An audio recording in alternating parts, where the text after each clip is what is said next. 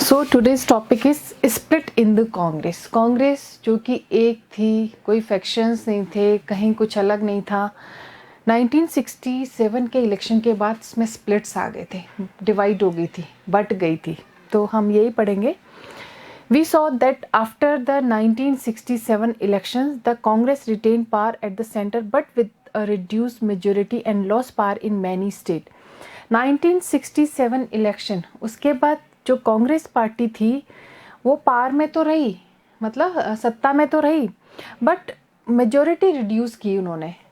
काफ़ी सारे स्टेट्स में थे, अपन ने मैप में देखा ही था कि कितने सारे स्टेट्स में मेजोरिटी रिड्यूस हो गई थी। More importantly, the result proved that the Congress could be defeated at the election, but there was no substitute as yet.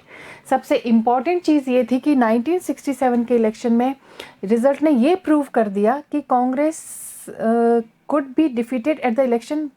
Congress भले ही स्टेट लेवल पे कांग्रेस हार चुकी थी या हार गई थी, but there was no substitute as yet. लेकिन उस कांग्रेस का कोई सब्सिट्यूशन नहीं बन पाया था, कोई सब्सिट्यूट नहीं था। कांग्रेस हार गई थी, कई स्टेट में उसने खो भी दी थी, लेकिन सेंटर में तो कांग्रेस ही बनी रही। क्यों बनी रही? क्योंकि कोई सब्सिट्यूशन ही नहीं था। हालांकि एंटी कांग्रेस बहुत सारी ऐसी पार्टीज थी जो कोलिशन गवर्नमेंट, उन्होंने मतलब कोलिशन अलाइड बना लिया था, अलाइंस बना लिया था, पर फिर भी कांग्रेस को सब्सिट्यूट नहीं कर पाई थी। तो ये सबसे इम्पोर्टेंट देखने की बात है। Most non Congress coalition government in the state did not survive for long. और जो नॉन कांग्रेस कोलिशन था, जो कांग्रेस से हट के जिसने कोलिशन बनाए थे, अलाइड बनाए थे, अलाइंसेस बनाए थे, ठीक है, स्टेट में, वो बहुत ज़्यादा। यस हम टीना को ज्वाइन कर लो। Okay wait.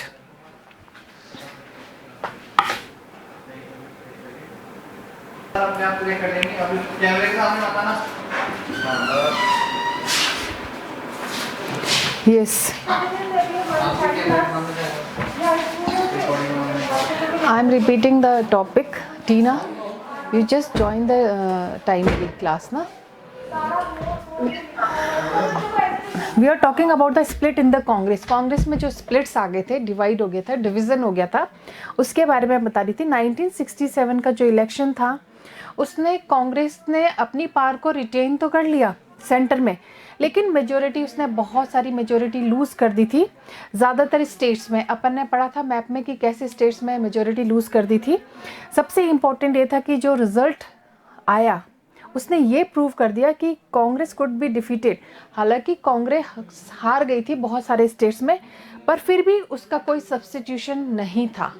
उसके बराबर की पार्टी कोई भी मिलके भी, अलाइंस भी, अलाइड भी, कोलिशन भी, उसका कोई सब्स्टिट्यूट नहीं दे पाए थे। मोस्ट नॉन कांग्रेस जो कोलिशन गवर्नमेंट थी स्टेट में, वो बहुत लंबे समय तक सरवाइव नहीं कर पाई थी। दे लॉस्ट मेजोरिटी इन इधर new combinations were formed on president's rule had to be impose. इन्होंने जो मेजोरिटी लूज़ की थी, या तो ये होता था कि न्यू कॉम्बिनेशन फॉर्म होता, या हो सकता था प्रेसिडेंट्स जो रूल है वो इम्पोज हो सकता था।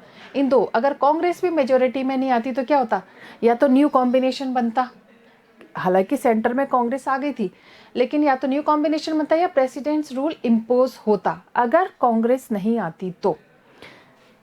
इंदिरा वर्सेस द सिंडिकेट, ये topic upon,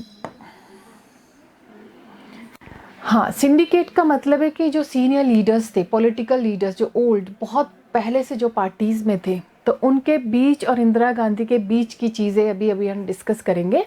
the real challenge to Indira Gandhi came not from the opposition but from within her own. सबसे बड़ा रियल चैलेंज जो इंदिरा गांधी जी के लिए था वो ये था कि उनकी खुद की अपोजिशन से उनको कोई डर नहीं था, उनको डर था अपने खुद की कांग्रेस पार्टी से, ठीक है, उनके लीडर से, सिंडिकेट से।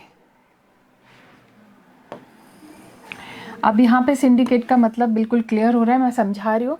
Syndicate was the informal name given to a group of Congress. ये बिल्कुल आप डेफिनेशन को बिल्कुल लर्न कर लीजिए कि सिंडिकेट ऐसा इनफॉर्मल नेम था जो कि कांग्रेस के ग्रुप लीडर्स को दिया गया था, who were in control of the party's organisation. Party की ऑर्गेनाइजेशन जिससे उनके ऊपर मतलब पूरी कंट्रोल उन्हीं का था, सिंडिकेट्स का था, सीनियर लीडर्स का था, ऐसे ग्रुप ऑफ लीडर्स जिसका पूरी तरीके से अपनी ऑर्गेनाइजेशन पे कंट्रोल था. It was led by K Kamaraj, former chief minister of Tamil Nadu and then the president of the Congress party. इनके जो लीडर थे के कामराज थे, जो कि फॉर्मर चीफ मिनिस्टर रह चुके हैं, तमिलनाडु के रह चुके थे मतलब, और प्रेसिडेंट ऑफ कांग्रेस पार्टी, और कांग्रेस पार्टी के प्रेसिडेंट भी रह चुके हैं, ये हम पढ़ चुके हैं पहले भी. It included powerful state leaders like SK. Patil of Bombay city. इसमें और भी पावरफुल स्टेट लीडर्स भी थे, जिसमें एस.के. पाटिल थे बॉम्बे सिटी के, आज मुंबई कहते हैं हम उसको. निजालिंगप्पा ऑफ मैसूर, जो कि कर्नाटका है आज का, and Sanjiva Reddy Andhra Pradesh, and Atulya Ghosh of waste Bengal. ये सबसे सिंडिकेट थे. सिंडिकेट मतलब एक्सपीरियंस लीडर, ओल्ड लीडर्स कह सकते हो, ठीक है, ये थे. Both Lal Bahadur Shastri and later Indira Gandhi owed their position to the support receive from the syndicate. Lal Bahadur Shastri को भी किससे सपोर्ट मिला था? इन्हीं सिंडिकेट से सपोर्ट मिला था. इंदिरा गांधी को भी ज़्यादातर इन्हीं सिंडिकेट ने सपोर्ट किया था, इनसे बहुत सपोर्ट मिला था. This group had a decisive say in Indira Gandhi's first council of minister and also in policy formulation and implementation after the Congress split the leader of the syndicate and those owning allegiances of them stayed with the Congress. ये जो group था, ये जो senior syndicates का जो group था, ये decisive role play किया था इन्होंने. इंदिरा गांधी जब काउंसिल ऑफ मिनिस्टर बनी थी शास्त्री जी के कैबिनेट में, तो इन्होंने एक डिसाइसिव रोल प्ले किया था और ऐसी पॉलिसी फॉर्मुलेट की थी, इम्प्लीमेंट की थी, उसमें भी इन्होंने ये डिसाइसिव रोल था इन सिंडिकेट्स का. After the Congress split, the leaders of the syndicate and those owning allegiances to them stayed with the Congress.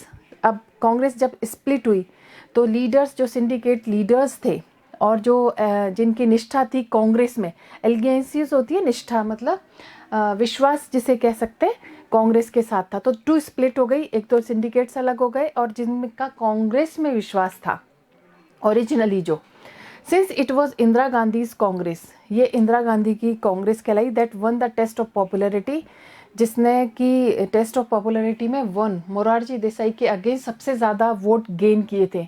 All this big and powerful man of Indian politics lost their power and prestige after 1971.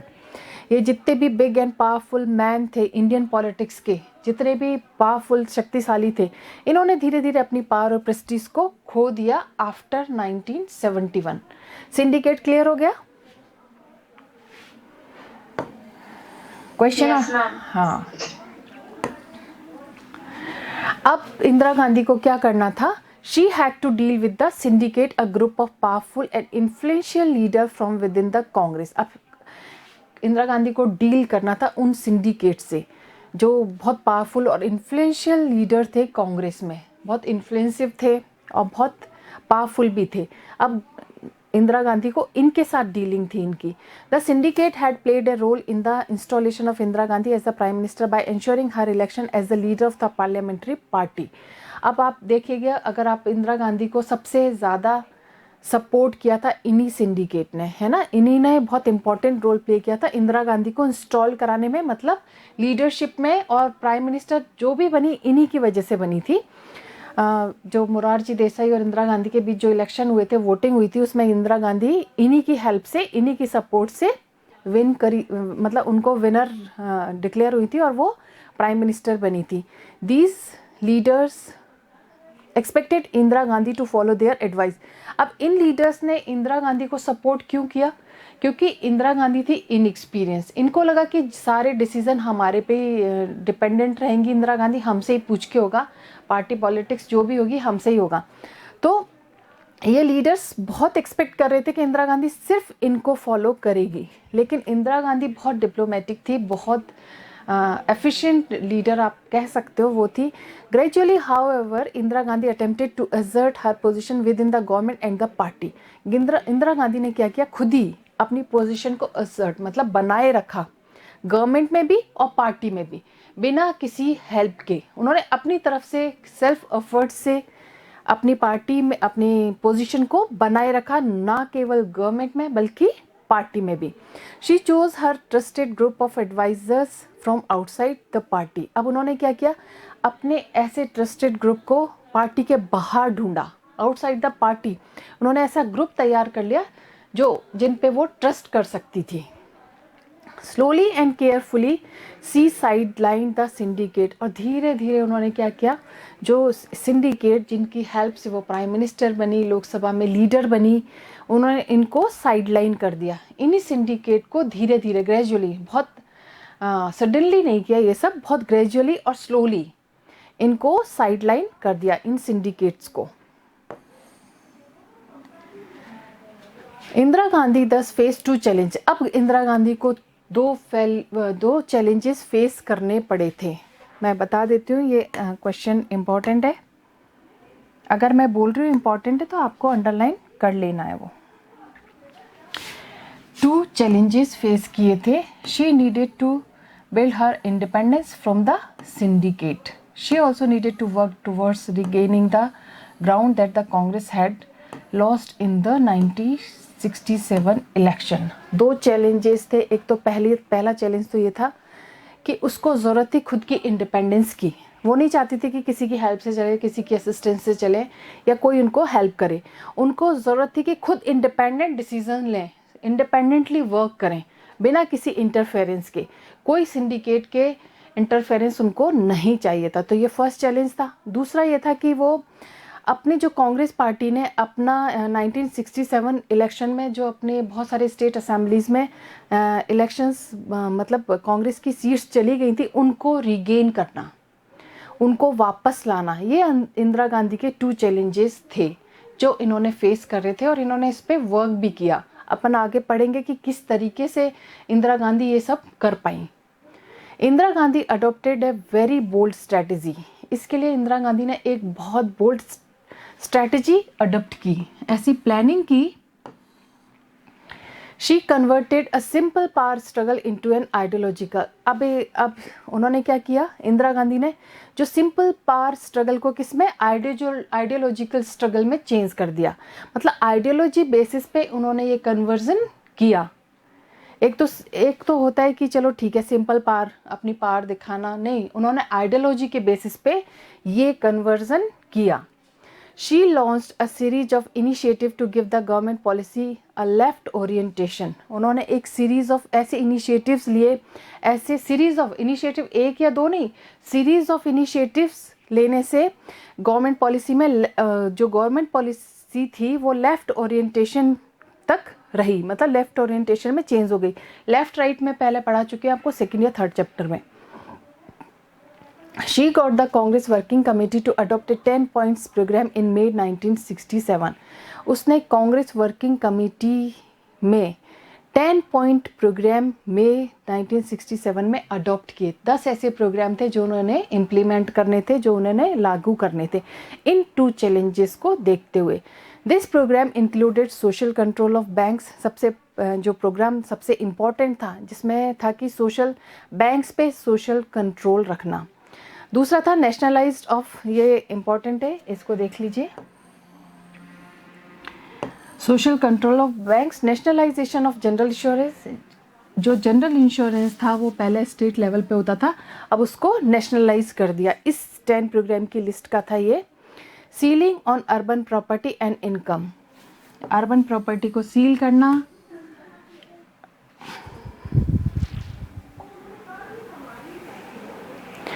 Public distribution of food grains, ये सब इनकी policy के तहत ही था। जो 10 policy adopt की थी उसमें था। लैंड रिफॉर्म करना, provision of house sites of the rural poors, while the syndicate leader formally approved this. और जबकि जो सिंडिकेट लीडर्स थे उनको ये लेफ्ट विंग को अप्रूव करना पड़ा था, फॉर्मली इस प्रोग्राम को अप्रूव करना पड़ा था, उनके पास कोई चारा नहीं था तो उन्होंने इसको अप्रूवल दे दिया था। They had serious reservation about the same. मतलब उनके पास एक सीरियस रिजर्वेशन था, मतलब कुछ कर ही नहीं पाए ये बेचारे। जो सिंडिकेट लीडर्स थे फॉर्मली इनको अप्रूवल देना ही पड़ा लेफ्ट विंग प्रोग्राम में। Presidential election, The factional rivalry between the syndicate and Indira Gandhi came in the open in 1969. जो फैक्शनल राइवलरी थी आपस में, कांग्रेस में इतनी गुटबाजी और जो आपस में राइवलरी थी इंदिरा गांधी और सिंडिकेट के बीच, ये खुले में आई 1969 में। 67 से चल रहा था, इंदिरा गांधी के दिमाग में था, लेकिन ये आई कब, 1969 में ये बिल्कुल ओपन हो गया था कि इन दोनों के बीच चल रहा है, मतलब राइवलरीज है। Following president Zakir Hussain death, ये कब प्रूव हुआ, जब जाकिर हुसैन जो प्रेसिडेंट थे फॉर्मर, उनकी डेथ हो गई थी। The post of president of the India fail vacant this year, और उस वक्त जो प्रेसिडेंट की पोस्ट थी वो वैकेंट हो गई थी, खाली हो गई थी, ठीक है। Despite Mrs Gandhi's reservation, the syndicate manage to nominate her long time opponent and then speaker of Lok Sabha and Sanjiva Reddy as the official Congress candidate ensuring the presidential election।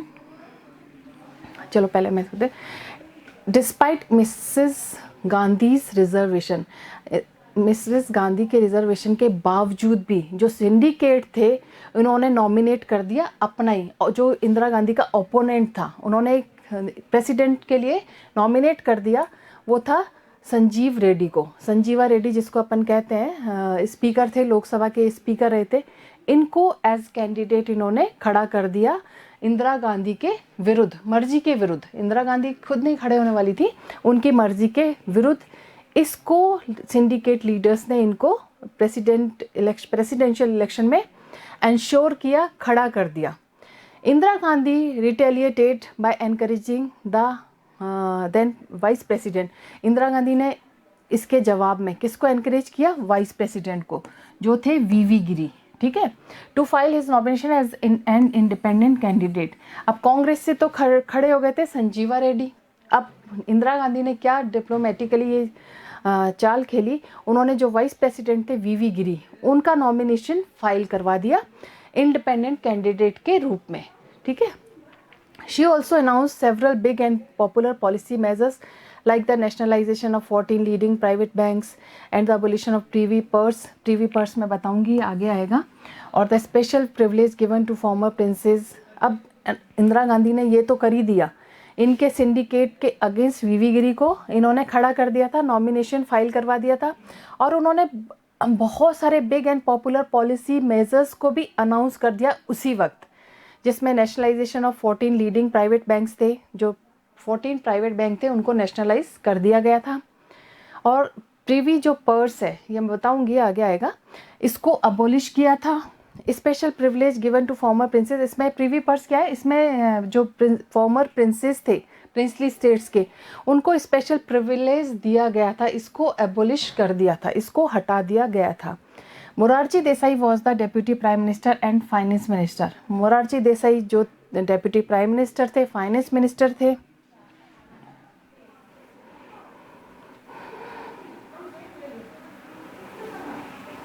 On both the above issues, serious differences emerged between him and the Prime Minister, resulting in Desai leaving the government। अब इस जो above चीज़ें थी, इस issues पे बहुत सारे differences emerge हुए मोरारजी देसाई और इंदिरा गांधी के बीच में। प्राइम मिनिस्टर जो थे, रिजल्ट ये है कि देसाई ने गवर्नमेंट को ही लीव कर दिया, उन्होंने छोड़ दिया। Congress had seen differences of this kind in the past, इस तरह के डिफरेंसेस कांग्रेस ने बहुत झेले हैं पास्ट में भी, but this time both the parties wanted a showdown which took place during the presidential election। लेकिन इस वक्त दोनों पार्टीज चाहती थी शो डाउन करना, एक्सप्रेस करना, जो कि प्रेसिडेंशियल इलेक्शन में सब अपने अपनी तरफ से कर रहे थे। सिंडिकेट अपने एजेंडा पे थे, अपने स्ट्रैटेजी को लेके थे, इंदिरा गांधी अपनी स्ट्रैटेजी को लेके थे। The then Congress president Nijalingappa issued a whip asking all the Congress MPs and MLAs to vote in favor of Sanjiva Reddy. जो कांग्रेस प्रेसिडेंट थे निजालिंगप्पा, इन्होंने एक विप, मतलब विप कहते हैं ना, इस हर कांग्रेस एमपीज और एमएलएस को कह दिया कि संजीवा रेड्डी के फेवर में वोटिंग करें, एज प्रेसिडेंट उनको इलेक्ट करें। The official candidate of the party supporter of Indira Gandhi requisition A special meeting of the AICC। जो ऑफिशियल कैंडिडेट पार्टी थे, जो इंदिरा गांधी के सपोर्ट थे, जो नए तरीके से अपन बोलते हैं ना, नए लोग जो थे, स्पेशल मीटिंग उनके साथ हुई। That is why this faction came to be known as requisitionist. इस जो नई इंदिरा गांधी के जो सपोर्टर थे उनकी पार्टी को ये नाम दिया गया रिक्विजिशनिस्ट। ठीक है, उन्होंने ये रिफ्यूज़ कर दिया, उन्होंने ये मानने से मना कर दिया कि हम वो चाहते थे कि वीवी गिरी को ही वोट करें। आफ्टर साइलेंटली सपोर्टिंग वीवी गिरी, सबने किसको सपोर्ट किया? वीवी गिरी को। वीवी गिरी को क्यों सपोर्ट किया? क्योंकि इंदिरा गांधी ने ही वो इंडिपेंडेंट कैंडिडेट मतलब खड़ा किया था। The prime minister openly called for a conscience vote which mean that the MPs MLA from the Congress should be free to vote and way they want. अब इसका मतलब था कि मिनिस्टर ने ओपनली इसको, जो प्राइम मिनिस्टर थी इंदिरा गांधी, उन्होंने कहा कि भाई अपने विवेक से, अपनी बुद्धिमानी से, कंसेंस होता है विवेक, बुद्धिमानी से वोट करो। MPs और MLAs अपने हिसाब से वोट करें और वो वोट करने के लिए फ्री हैं, जो भी वो चाहते हैं। तो ओब्वियसली एक तरफ तो वीवी गिरी इंदिरा गांधी ने खड़ा किया और उसने जो अपने ऑफिशियल्स थे उनको समझा दिया, ये कह दिया कि अपने विवेक से चुने। लेकिन कहीं ना कहीं उनको ये मन में था कि ये वीवी गिरी को ही चुनेगी क्योंकि इंदिरा गांधी सपोर्ट कर रही थी। तो ये पूरी तरीके से छूट। वैसे बेसिकली क्या होता है, जैसे जिस भी पार्टी की मेजोरिटी होती है वो अपने कैंडिडेट को प्रेसिडेंट के लिए इलेक्ट करते हैं और ओब्वियसली उनके जो इतने भी काउंसिल ऑफ मिनिस्टर्स हैं, MPs हैं, MLAs हैं, वो उसी पार्टी के फेवर में वोट करते हैं। लेकिन यहाँ पे ऐसा नहीं हुआ। संजीवा रेड्डी को सिंडिकेट ने खड़ा किया एज प्रेसिडेंट और वीवी गिरी को इंदिरा गांधी ने चुना। और इंदिरा गांधी ने बहुत इसको डिप्लोमेटिकली कह दिया था कि आप जिसको चाहो वोट कर सकते हो अपने मन से। तो डेफिनेटली लोगों ने वीवी गिरी को वोट किया। The election ultimately resulted in the victory of V V Giri. Victory किसकी, सक्सेस किसको मिली? वीवी गिरी को, इंडिपेंडेंट कैंडिडेट को, जो कि कांग्रेस से अलग खड़े थे और इंदिरा गांधी के सपोर्ट से थे। And the defeat of Sanjiva Reddy, और संजीवा रेड्डी इस तरीके से हार गए थे जो ऑफिशियल कांग्रेस कैंडिडेट थे।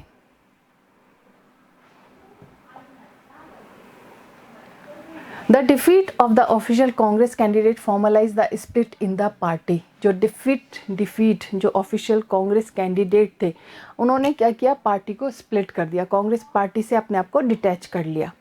The Congress president expelled the prime minister from the party. Congress president ने प्राइम मिनिस्टर को पार्टी से एक्सपेल कर दिया, बाहर निकाल दिया। She claim that her group was the real Congress. उन्होंने ये क्लेम किया कि हमारा ही ग्रुप रियल कांग्रेस है। बाय नवंबर 1969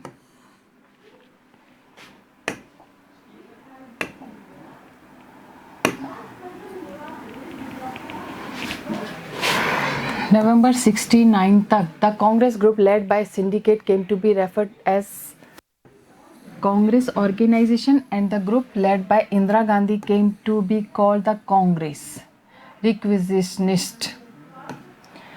हाँ, तो ये स्प्लिट हो गई इस तरीके से। नवंबर 1969 में जो कांग्रेस ग्रुप था, जो सिंडिकेट लीडर्स जिसको लीड कर रहे थे, उनको कांग्रेस ऑर्गेनाइजेशन के नाम से जाना गया। और जो इंदिरा गांधी जिस ग्रुप को लीड कर रही थी वो कांग्रेस के नाम से ओरिजिनल, क्योंकि उन्होंने क्लेम किया था कि ओरिजिनल जो कांग्रेस है वो हमारी पार्टी है। तो these two parties were also described as old Congress and new Congress. इसको अपन सिंपली कह सकते हैं सिंपल लैंग्वेज में कि ओल्ड कांग्रेस। ओल्ड कांग्रेस कौन सी थी? सिंडिकेट्स की। न्यू कांग्रेस इंदिरा गांधी की। Indira Gandhi projected the split as an ideological divide between socialist and conservatives. Indira Gandhi ने ये जो स्प्लिट हुआ था कांग्रेस में, इसको प्रोजेक्ट किया कि ये जो डिवीज़न जो हुआ है वो आइडियोलॉजिकल डिवीज़न है, सोशलिस्ट एंड कंजर्वेटिव के बीच में आइडियोलॉजिकल डिवीज़न है। मतलब ऐसा नहीं कि पार्टी में कोई स्प्लिट हुआ है, ये वो उन्होंने कहा कि आइडियोलॉजी के बेसिस पे स्प्लिट ये हुआ है। प्रो पुअर और प्रो रिच के बीच में, जैसे कि प्रो पुअर और प्रो रिच के बीच में डिफरेंस होता है, आइडियोलॉजी में डिफरेंस होता है, उसी तरह से न्यू कांग्रेस और ओल्ड कांग्रेस में भी ये डिवीज़न उसी के बेसिस पे होता है। अब privy purse,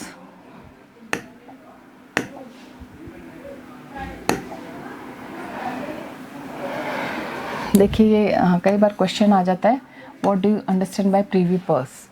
in chapter 1 you have read about the integration of the princely state. Chapter 1 में अपन ने पढ़ा था कि कैसे प्रिंसली स्टेट को इंटीग्रेट किया था, मतलब इंडिया में मर्ज किया था। This integration was preceded by an assurance that after the dissolution of princely rule, the rulers' families would be allowed to retain certain private property and given a grant, a hereditary or government allowances measured on the basis of the extent, revenue, potential of the merging state। देखिए बहुत important है। Integration जो हुआ था, integration के समय ये assurance दिया गया था प्रिंसली रूल्स को, प्रिंसली स्टेट्स को, कि प्रिंसली रूल अगर डिसॉल्व होता है तो क्या होगा, जो रूलर्स की फैमिली है उनको अपनी प्राइवेट प्रॉपर्टी को, जो स्पेसिफिक जो सर्टेन प्राइवेट प्रॉपर्टी उनको रिटेन करना अलाउड होगा, परमिटेड होंगे, they are permitted to retain their private property. ये उनको अश्योरेंस दिया गया था। And given a grant in hereditary, और ये हेरिडिटरी के बेसिस पे ग्रांट की गई थी। गवर्नमेंट अलाउंस ग्रांट किए गए थे, measured on the basis of the extent, और जो भी ग्रांट किया गया था वो एक्सटेंट के बेसिस पे कि अंपायर का कितना बड़ा है, रेवेन्यू के बेसिस पे, और potential of the merging state, जो मर्जिंग स्टेट है उसमें कितना पोटेंशियल, उस बेसिस पे ये ग्रांट दी गई थी कि वो अपनी सर्टेन प्राइवेट प्रॉपर्टी को रिटेन कर सकते हैं, उनकी फैमिली वाले भी और आगे आने वाले वंशज भी। तो ये अश्योरेंस दिया गया था, ठीक है। This grant was called the privy purse, इसको प्रिवी पर्स के नाम से जाना जाता है। Clear? Privy purse is clear? That is very important. Is it clear और not? Student just speak up. Yes, ma'am. Privy purse is clear ना? हाँ, at the time of accession there was little criticism of these privileges since integration and consolidation was the primary aim। उस वक्त जब ये access कर रहे थे princely state को, तो ये क्रिटिसिज्म का एक पॉइंट बन गया था कि इतना प्रिविलेज क्यों दिया गया, प्रिंसली स्टेट्स को इतना प्रिविलेज क्यों दिया गया, जबकि जो उनका अश्योरेंस मतलब जो दिया था, उनका मेन एम ये था कि इंटीग्रेशन और कंसोलिडेशन, इनका प्राइमरी एम ये था। क्या दे रहे हैं क्या नहीं दे रहे, दैट इज अदर थिंग, पर इनका जो प्राइमरी एम था वो था इंटीग्रेशन और कंसोलिडेशन, बस मर्ज करना, इकट्ठा करना, ये इनका एम था। इसमें एश्योरेंस इन्होंने जो भी चीज़ें दी हो, प्रिंसली स्टेट्स को प्रिविलेज दिया हो, जो भी दिया हो, पर मेन एम इनका यही था। Yet hereditary privilege were not consonant with the principle of equality and social and economic justice laid down in the Constitution of India। जो hereditary privilege जो हमने प्रिंसली स्टेट्स को दिया था, वो हमारे जो कॉन्स्टिट्यूशन, इंडियन कॉन्स्टिट्यूशन में सोशल, इकोनॉमिक और इक्वलिटी के प्रिंसिपल पे बेस्ड नहीं था। हम उनको स्पेशल प्रिविलेज दे रहे हैं, हम उनको स्पेशल प्रोटेक्शन दे रहे हैं, तो ये हमारे कॉन्स्टिट्यूशन के इक्वलिटी, सोशल, इकोनॉमिक जो जस्टिस है उसके पे बेस्ड नहीं था। Nehru had expressed his dissatisfaction over the matter time and again। Nehru ने बहुत अपना डिससेटिस्फेक्शन एक्सप्रेस किया था कि ये प्रिविलेज नहीं मिलना चाहिए, इस मैटर को बार बार वो इस चीज़ को अपोज करते रहे थे। Following the 1967 election, Indira Gandhi supported the demand that the government should abolish privy purse. Indira Gandhi ने ये स्टॉप लिया 1967 के इलेक्शन के बाद, उन्होंने सपोर्ट किया इस डिमांड को कि जो प्रिवी पर्सेस हैं उसको अबोलिश किया जाना चाहिए, इंदिरा गांधी ने कहा। Morarji Desai however called the move morally wrong and amounting to a breach of faith with the princes. Morarji Desai जो कि इंदिरा गांधी के अगेंस्ट थे, उन्होंने कहा कि ये मॉरली रॉन्ग है, आपने अश्योरेंस दिया था प्रिंसली रूल्स को डिसॉल्व करने के लिए, अब आप अपनी बात से मुकर रहे हो, तो ये मॉरली रॉन्ग है। और उन्होंने कहा कि ये तो ब्रीच ऑफ फेथ है, ये फ्रेज है, मतलब किसी को धोखा देने की, आस्था को धोखा दिया है। जो प्रिंसेस हैं उनकी आस्था को आपने बिट्रे किया है, उनको धोखा दिया है किसी भी तरीके से, क्योंकि यहाँ पे तो आप अश्योरेंस दे रहे हो, फिर आप जब डिमांड उठ रही है कि भाई स्पेशल प्रिविलेज क्यों, तो इंदिरा गांधी ने तुरंत उनकी डिमांड को मानते हुए इसको अबोलिश कर दिया। मोरारजी देसाई ने कहा कि मॉरली रॉन्ग है। The government tried to bring a constitutional amendment in 1970। जो गवर्नमेंट थी उसने कोशिश की एक अमेंडमेंट लाने की 1970 में, but it was not passed in the Rajya Sabha. लेकिन ये राज्यसभा में, क्योंकि सर्वसम्मति से पास होना ज़रूरी है, राज्यसभा में ये पास नहीं हो सका। It then issued an ordinance which was struck down of the supreme. फिर अगर चलो बिल की तरह गया तो नहीं, अब इसमें ये एक ऑर्डिनेंस की तरह, अध्यादेश की तरह इश्यू किया गया, बट ये सुप्रीम कोर्ट में भी स्टक डाउन हो गया, सुप्रीम कोर्ट ने भी इसको रोक लिया। Indira Gandhi made this into a major election issue. अब इंदिरा गांधी ने क्या किया, इस इश्यू को एक मेजर एजेंडा बना लिया, स्ट्रैटेजी बना लिया 1971 के इलेक्शन में। और उनको पब्लिक सपोर्ट बहुत मिला, क्योंकि स्पेशल प्रिविलेज मिल रहा था प्रिंसली स्टेट्स को, प्रिंसेस को, तो पब्लिक भी इसके अगेंस्ट थी। अब इंदिरा गांधी को समझ आ गया कि यही एजेंडा, यही इसी तरीके से मैं पब्लिक सपोर्ट गेन कर सकती हूँ।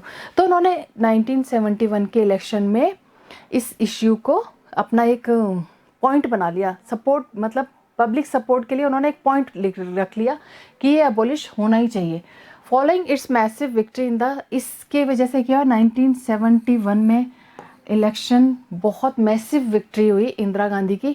The constitution was amended to remove legal obstacle for abolition of privy. इस तरीके से इलेक्शन जीतने के बाद जो कॉन्स्टिट्यूशन है उसमें अमेंडमेंट हुआ और इस लीगल ऑब्स्टिकल्स को रिमूव कर दिया गया। प्रीवी पर्स की जो एबोलिशन की जो ऑब्स्टिकल्स थी उसको रिमूव कर दिया गया।